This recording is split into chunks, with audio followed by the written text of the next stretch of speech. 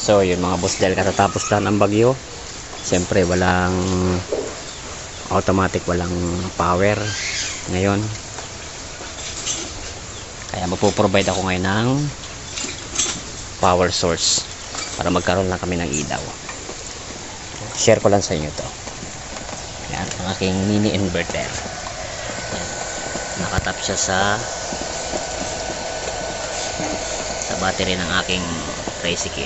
Yan. Yan. 12 volts to 220. Tapos yung ito ang source niya, tapos yung kanyang out ay papunta doon sa aming kwarto. Yan. Tapos ito na yan.